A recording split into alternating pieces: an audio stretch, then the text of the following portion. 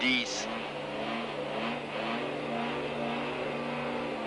5, 4, 3, 2, 1, 50, gauche 20 pour droite 25, droite 25, pour gauche 25, gauche 25, et droite 25 moins sur gauche 30, 25 moins sur gauche 30, sur l'ombre 30 plus, recette 30 plus à l'arbre vert, sur gauche 35 plus et 3 clavier, 35 plus et 3, ouvre à fond, 50, gauche 30 plus vide, et droite 40.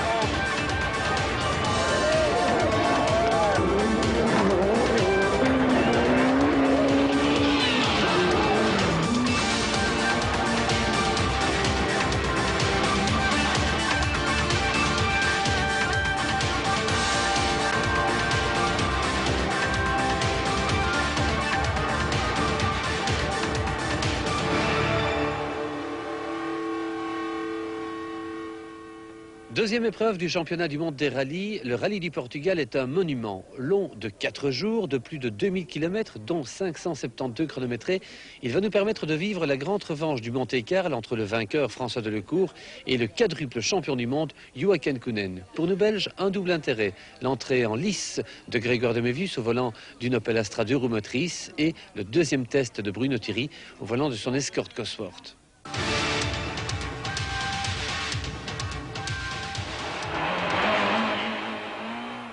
Avant d'étudier mètre par mètre l'édition 94 du Rallye du Portugal, revenons un an en arrière pour nous rafraîchir la mémoire. En 1993, le Rallye du Portugal avait été marqué par l'accident du champion du monde en titre, l'Espagnol Carlos Sainz. Une série de tonneaux spectaculaires qui l'éliminaient de la course portugaise. Voici l'action.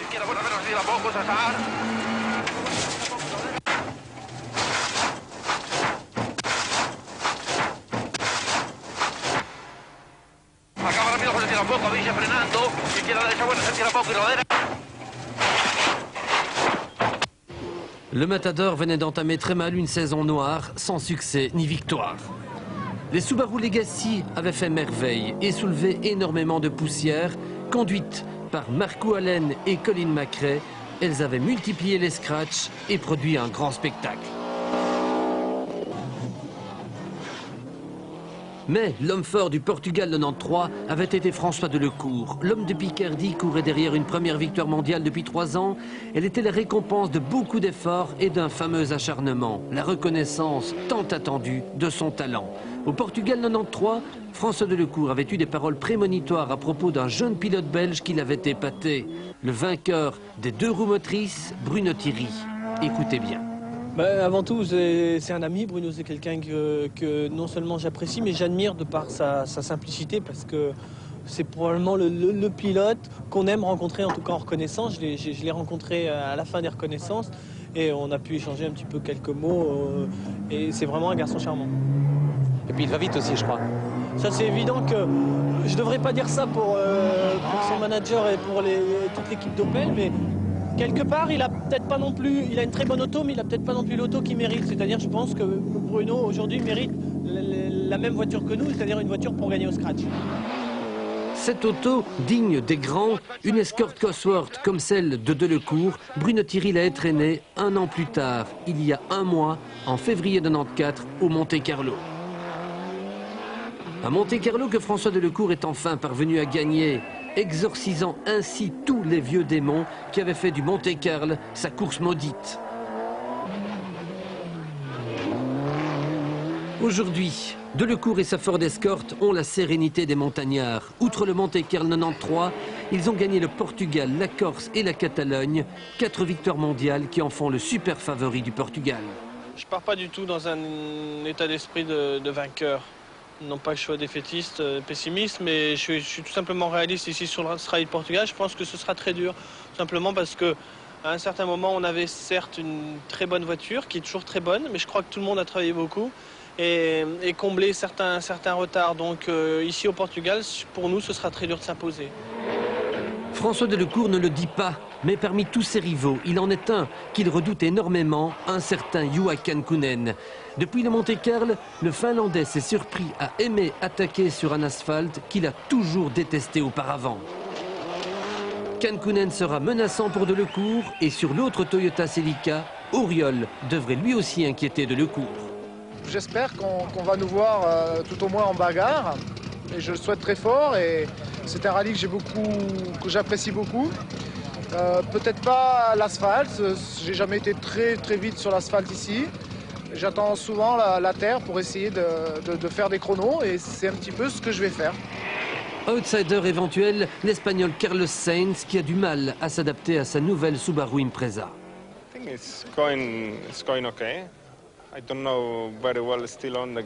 Je ne sais pas comment ça ira sur la terre, mais j'espère en tout cas moi attaquer au maximum.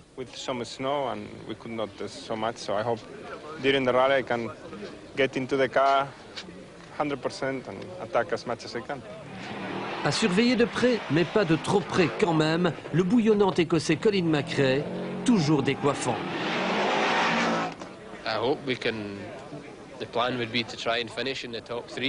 J'aimerais finir au moins dans les 3 premiers. Le numéro 2 de Ford, Mickey Biasion, doit rassurer ses tifosi. Au Monte-Carlo, il a été très souvent devancé par son équipier nouveau venu, Bruno Thierry. Je pense que j'ai l'intention de faire une bonne course et j'espère de faire une bonne course. Vous savez qu'il y a une motivation supplémentaire aussi, parce que derrière vous, il y a Bruno Thierry qui pousse très fort. Hein? Oui, il a fait vraiment un bon Monte-Carlo. Moi, j'espère d'être une bagarre pour gagner la course. Quant à Bruno Thierry, il a, répétons-le, merveilleusement réussi son examen d'entrée au Monte-Carlo. Sur l'asphalte, il s'est montré souvent aussi rapide que les cracks. Au Portugal, il va découvrir la conduite d'une 4 roues motrices turbo-compressée sur la terre. Sera-t-il aussi performant qu'au Monte-Carlo?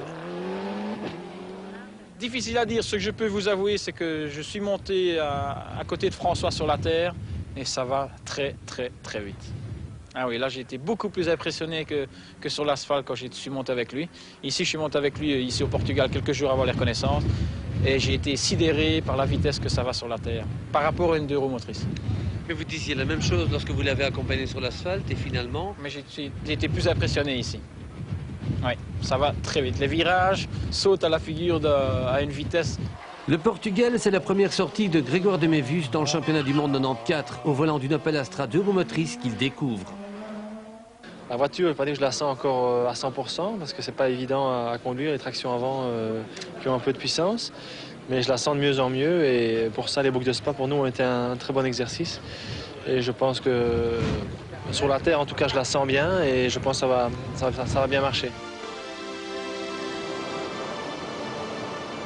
Le rallye du Portugal se déroule sur 4 jours, 2213 km, 36 spéciales, 571 km chronométrés, un périple d'Estoril à Estoril via Póvoa de Varzim.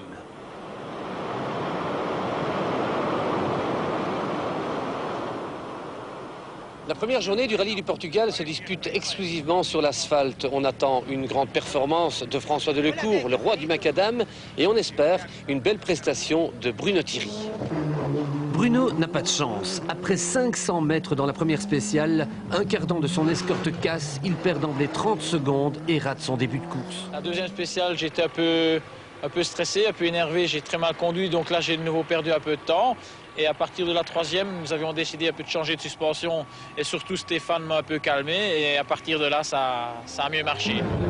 Effectivement, dès la troisième spéciale, Thierry Prévost trouve leur rythme. 3 fois troisième dans les secteurs chronométrés, Bruno devance régulièrement Auriol, McRae, Sainz, son équipier Biasion et même le grand Juha Kankkunen. Bruno a fort heureusement effacé son départ raté. Plutôt que de se lamenter, il a réagi en attaquant. Il est déjà plus performant qu'au Monte-Carlo avec des troisièmes temps scratch répétés. Incontestablement, l'homme grandit. J'étais beaucoup trop nerveux ce matin, c'est pour ça que j'ai raté 4-5 fois mes vitesses. J'étais pas à l'aise parce que la voiture sautait, surtout quand il y avait des changements d'adhérence. Et maintenant, ça va mieux. Je suis beaucoup plus à l'aise depuis qu'on a changé les amortisseurs. Et maintenant, tout est rentré dans l'ordre. Un signe qui ne trompe pas. Dorénavant, le champion du monde Juha Kankkunen et le vice-champion du monde François Delecourt s'intéressent de près au chrono des 2 Belges. Ils sont 6e, mais sans les 30 secondes perdues, Thierry Prévost serait juste sur leur talon intouchable. Un exemple révélateur, quand on demande à Delecourt comment se passe son début de course, voici ce qu'il répond. Il y a Mickey et Kankkunen derrière qui sont en train de se tirer une bourre pas possible et ils sont quand même pas très loin. Quant à, là pour parler Bruno cette fois-ci, il a quand même fait des chronos assez exceptionnels. Militairement, Delecourt aligne les scratchs comme des petits soldats. 6 coups de canne sur ses rivaux, 6 meilleurs temps partiels, le propulse en tête du classement. Le Portugal, c'est un petit peu la coutume, puisque 92, j'étais en tête également, 93 en tête aussi sur asphalte, et je me retrouve encore une fois en tête ici. Et devant un Kankkunen, en tout cas, qui est extrêmement enseignant sur l'asphalte. Un nouveau Kankkunen. Je sais pas, il a peut-être appris à conduire sur l'asphalte, mais il va en tout cas bougrement vite sur ce genre de surface qu'il n'aimait pas trop pourtant au départ. Alors demain, ça va être chaud. Est-ce que vous attaquez pour l'instant? Bien sûr, on attaque tous. C'est pas en dehors de la route, mais c'est quand même très très très vite. Juha Kankkunen roule très vite lui aussi. Il n'a perdu qu'une quarantaine de secondes sur Delecourt. C'est fort peu pour quelqu'un qui détestait tellement l'asphalte. Le voici deuxième, plus véloce sur le tarmac, toujours aussi peu bavard. Good so far, no problems. New Kankkunen, so far. C'est le nouveau Kankkunen, aussi rapide sur l'asphalte? Yes, it has been good day. Oui, c'était une bonne journée. So. But you go so fast. Mais vous allez si vite sur l'asphalte maintenant. No, the car is good and the driver is bad, but the car is good. Le pilote est mauvais, c'est la voiture qui est bonne. Delecourt s'inquiète de vos résultats. Yes, but he has gone Mais lui very aussi fast. va très vite. Very good On times. verra bien la suite. But we will see then. Troisième, juste derrière Kankkunen, un étonnant Mickey Biasion, beaucoup plus saignant qu'au Monte-Carlo, à la hauteur de sa réputation. Hier, vous me disiez, je suis motivé. Ben, je crois que la preuve est faite. Aujourd'hui, ça va vite, non? Oui. Oui. Oh, je crois que j'ai vu un peu de problèmes avec la voiture, mais j'espère d'améliorer un peu. Voilà. Mais en tout cas, vous attaquez, hein? Ouais, tout le monde. Tout le monde attaque. Oui, tout le monde. Pas seulement moi. Quatrième, à 1 minute du trio Delecourt, Kankkunen, Biasion, l'Italien Inghini qui apprend sa nouvelle Toyota Celica. Cinquième seulement, et ça l'inquiète, Didier Auriol. Il réalise le plus souvent des 6e, 7e et 8e temps. Il attaque fort, mais ne concrétise pas. Il se pose des questions. Pas très content, parce que j'essaie de faire des temps et puis j'en fais pas. Alors je peux pas dire que je me plains de la voiture, ça allait pas très bien dans les 2 premières. Bon, j'ai changé un petit peu la cartographie du moteur comme au Monte-Carlo. Bon, maintenant le moteur marche bien, mais les temps sont pas terribles. Mais je peux pas définir pourquoi. Alors bon, la voiture est pas mal à conduire. Alors je pense que c'est le pilote. Non, parce que vu de l'extérieur, je peux vous dire que vous décoiffez nettement plus que quelques autres qui apparemment font de meilleurs chronos. Je sais pas, je me pose des questions depuis un moment parce que je peux pas dire que la voiture ne va pas parce que c'est pas vrai, mais je constate que les chronos sont pas très bons, c'est tout. Bien installé à la 6e place, Bruno Thierry affiche un moral resplendissant. Son aisance laisse présager des performances encore meilleures. On le sent. Il nous prépare un petit quelque chose. Dans celle avant celle-ci, j'ai été prudent parce qu'il faisait très glissant et tout ça. Mais non, maintenant ça va. Quelque chose est possible dans les 3 dernières spéciales qui restent? On va essayer de terminer. J'aimerais bien arriver sur la terre. Vous attaquez un peu ce soir, Bruno? Non. Non. Normal. Qui va piano va ça? Exact. 7e, Carlos Sainz est toujours à la recherche de la meilleure carburation. En plus, une crevaison l'a retardé. 8e, Colin McRae a aussi subi une crevaison, mais dans l'ensemble, il est très irrégulier. Dans la catégorie de roues motrices, Grégoire de Mévus n'est pas à la fête. Il ne parvient pas à endiguer les assauts de ses adversaires. Des faux contacts d'intercom l'ont perturbé. Dans 2 spéciales, le volume avec les vibrations de la voiture, les volumes avaient tendance à se remettre vers le minimum. Et alors Willy devait crier très fort et je l'entendais pas bien. Donc on a perdu une dizaine, quinzaine de secondes avec ça. Mais sinon ça va bien. Je commence vraiment à bien l'avoir en main et elle commence à me plaire la voiture. Il bougeait ce truc-là. Je t'entendais pas bien, tu sais.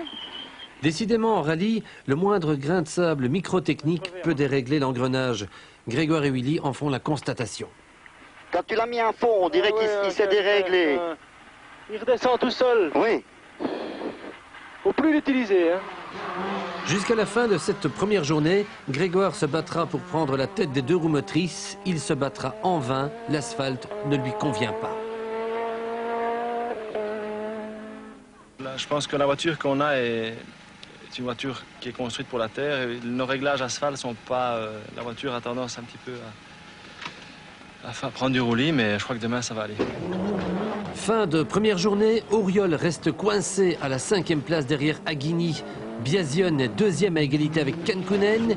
Ils se sont rapprochés à 4 petites secondes de Delecourt qui a perdu 30 secondes sur bris d'un arbre de roue. Dommage pour François qui a éclaboussé la première journée en signant 8 scratchs sur 11. 3, 2, 1, 100 mètres. 3 de 30 plus, sur gauche 35 plus et 3. 3 de 30 plus, sur gauche 35 plus et 3. Le 11e scratch du jour. Dans l'ultime galop vers Povoa des Verzim, il se joue à bord de cette voiture-ci, pilotée par 2 jeunes garçons qui sont en train de réaliser leur rêve d'enfant. Sur gauche 30 plus et 3. Sur droite à fond, 120. Bruno avait bien caché son jeu, il mijotait quelque chose. Et long gauche 10 à fond. Sur droite 20 à fond. Dans Sévère d'Ovuga, sur 7 km 740, il bat l'intrépide Macrae de 10 secondes, le roi Kankkunen et le fougueux Aghini de 5 secondes, le matador Sainz de 3 secondes et le funambule Auriol de 2 secondes. Bruno Thierry et Stéphane réalisent leur tout premier scratch en championnat du monde. Sur un secteur partiel, l'espace de 5 minutes 22 secondes, ils sont les rallymen les plus rapides du monde. L'instant est historique. Gauche à fond. 120, gauche à fond, 80, droite 30, 80, droite 30, 50. Bruno, Stéphane, félicitations, vous venez de signer votre premier scratch en championnat du monde. Oui, c'est vrai, on en est très fiers. Enfin, il y en a d'autres qui en sont plus fiers que nous. Je crois que tout le staff Ford Motorsport est venu nous féliciter, et notamment aussi le big boss, M. Dawinson. Il est venu nous trouver dans le mobil-home il y a 5 minutes. Et il nous a dit well done, donc nous, ça nous fait très très plaisir venant de sa part, bien sûr. Stéphane. Ah, c'est sûr, c'est une chose qu'on a toujours rêvé depuis qu'on a participé à notre premier rallye. Ça, c'est vraiment une consécration. Mais enfin, moi je sais comment il a roulé dans cette spéciale et je pense que ce ne sera pas le dernier, en tout cas sur l'asphalte. Est-ce qu'il faut attaquer vraiment très fort pour en faire un? Très très fort. Oubliez tout. Oubliez tout, non, bon, ici on a fait un temps scratch, mais on n'est pas passé à 3 cm des arbres, et non, on ne s'est pas fait de grosse chaleur. Donc il y avait peut-être moyen encore d'aller plus vite, mais c'est toujours plus facile à dire qu'à faire. Once again, I think Bruno's doing a very, very sensible drive. Une fois de plus, Bruno a démontré sa finesse de pilotage. Il a été de plus en plus vite pour finir par un scratch.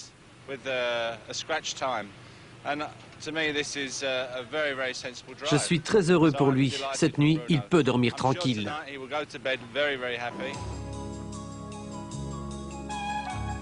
Stéphane Prévost et Bruno Thierry dormiront bien, effectivement. Une nuit douce, constellée d'étoiles. Ils viennent de franchir la première marche qui mène au sommet de la pyramide inaccessible d'une première victoire mondiale, source d'espoir. Thierry Prévost, son 6e, juste derrière Auriol et Aghini. Delecourt n'a qu'un souffle d'avance sur Kankkunen et Biasion.